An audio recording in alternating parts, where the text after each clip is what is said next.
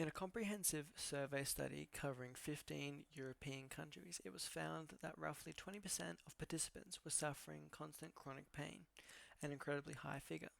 As such, it was documented as a major healthcare problem in Europe. But it is easy to say someone has chronic pain. However, a conceptual understanding of how chronic pain actually manifests is needed for any further investigation into the current topic. The Institute of Chronic Pain states that chronic pain emerges after recovery from a prior condition due to the concept called central sensitization.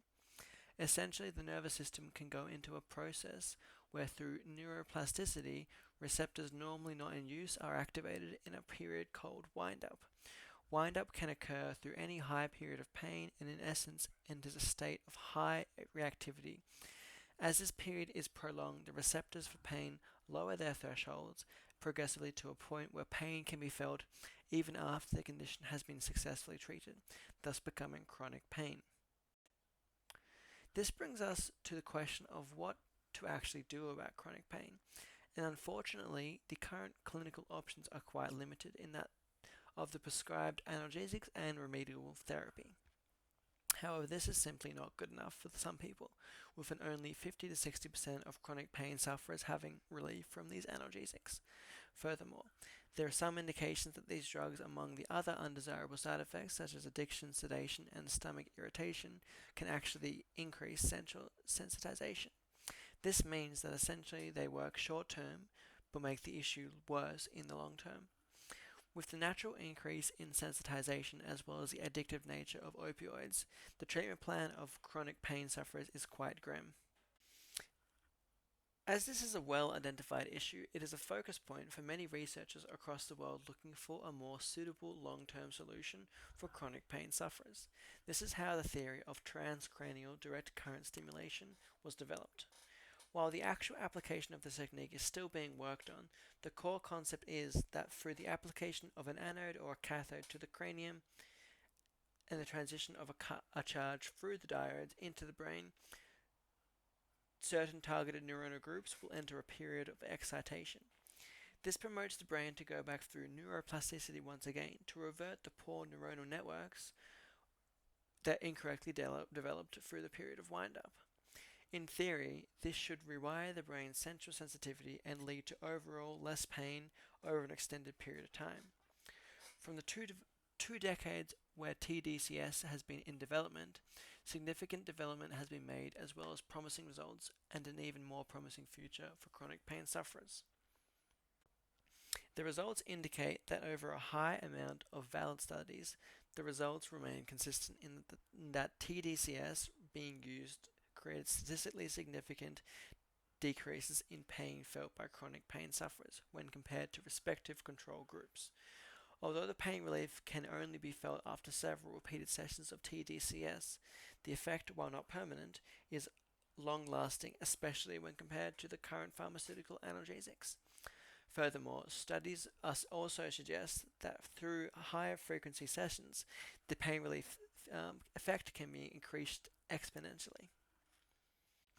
In regards to the safety of tDCS, there have been overwhelmingly positive results with not a single serious case of side effects across all documented literature. This is not to say that there are no side effects, as it is not uncommon in several studies for participants to experience mild headaches, burning sensations, and red inflamed skin, among other minor side effects.